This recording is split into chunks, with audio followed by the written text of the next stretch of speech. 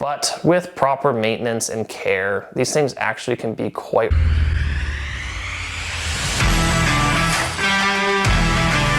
Hey everyone, Jake from 80/20 Automotive here. Today we're talking about common problems and reliability issues with the Porsche 996 platform. The 996 platform was produced from 1999 until 2005 and uses the M96 flat 6 engine, which came in both 3.4 and 3.6 liter configurations. The 996 911s are fantastic value nowadays because they are some of the most affordable 911s that can be purchased. So they offer an awesome, more so entry-level way of getting into the Porsche world. Now, a few reasons why they are so inexpensive is because these engines are plagued with a couple important and serious issues that we're going to go ahead and talk about today. So from here, we're going to talk about 5 common problems with the 996 platform. First on our list, if you guys know anything about 996 Porsches, you're going to know that the most common problem is IMS bearing failure. IMS stands for the intermediate shaft, and there is a bearing that supports this shaft known as the IMS bearing. Ultimately, what happens is it can fail, which will cause it to start shredding off little metal pieces that will get set into the engine and into the oil, and ultimately will lead to complete engine failure.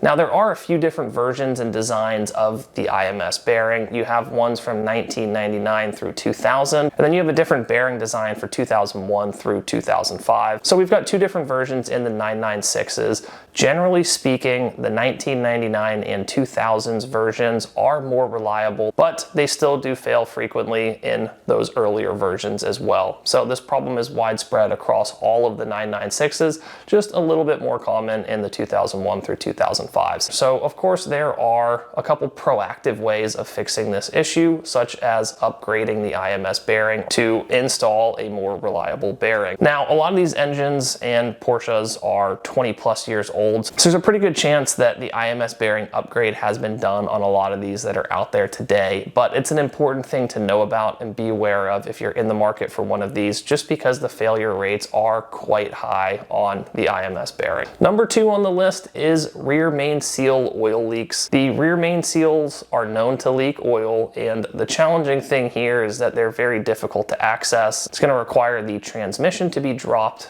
Therefore, it is an expensive repair, even though it's just kind of a basic oil leak. The interesting thing with rear main seal oil leaks on these cars is that they're actually more common on lower mileage and less driven 996s. A lot of times it happens from a 996 sitting for too long or not being driven enough. The rear main seal ends up drying up and cracking a bit, and that's what causes the leaks to come through. So a heavily driven 996 is actually less likely to have this problem. Although now that these engines are getting very old and the cars are getting to higher mileage levels, this is of course something that can just happen at higher mileage as well. Ultimately, it's one of those things that if you own a 996, you're probably going to experience it once over your ownership, or the previous owner probably experienced it already and hopefully took care of the fix for you. Third on our list is cylinder bore scoring. And this is going to be a problem that mostly affects the 3.6 liter variants of the M96 engine. The cylinder bores are known to get scored, and that ultimately leads to a lot of performance related issues. You might hear a little bit of noise coming from the engine, a little bit of knocking from the pistons slapping against the cylinder walls. And alongside that, you're going to get excessive oil usage, and you'll also notice like soot building up around your exhaust tips. So cylinder bore scoring is a somewhat common problem that affects the 3.6 liter versions of these engines, and of course is another big one because it's not a simple, easy fix. It requires some pretty serious internal engine work, so it's another one that can lead to costly repairs. Fourth on our list is the air oil separator. The air oil separator is what releases crankcase pressures. It's similar to what you might think of a PCV valve in today's modern vehicles, and the air oil separator is known to fail, and what that does is that sends oil into the intake, and so you're going to be noticing white smoke coming out of the exhaust system, excessive oil consumption,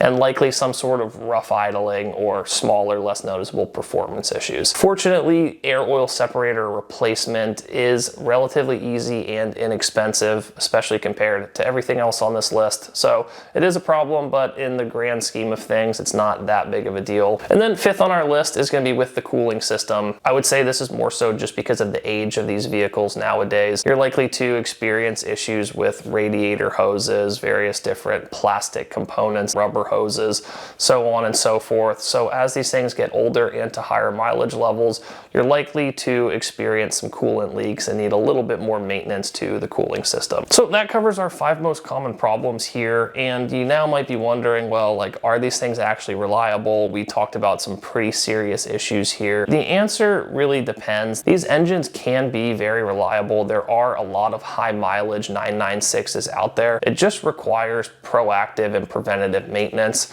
If you take care of the IMS bearing and do the retrofit to put the upgraded bearing in there, that solves your IMS bearing problems. You're likely going to experience rear main seal failure at some point, but generally you probably replace that once. As long as you're driving your car frequently enough and not letting it sit for too long, it's pretty easy to prevent future issues with the rear main seal. Cylinder bore scoring is something to be a little bit worried about on the 3.6 liters. It's not quite something I'd worry about on the 3.4 liters. Outside of that, there's not a whole lot else to worry about, at least in terms of expensive fixes. So there are some catastrophic kind of design flaws with this engine, but with proper maintenance and care, these things actually can be quite reliable. They can make it to pretty good mileage levels, and again, it's one of the most budget-friendly entrances into the 911 world. And so I would say, despite some of these issues on this list here, it still is a fantastic platform, just one that's going to require a little bit more maintenance and care and some preventative spending. That wraps it up for our video on Porsche 996 problems. If you guys appreciate this video, please click the like button, subscribe to our channel, and stay tuned for all our future Porsche content.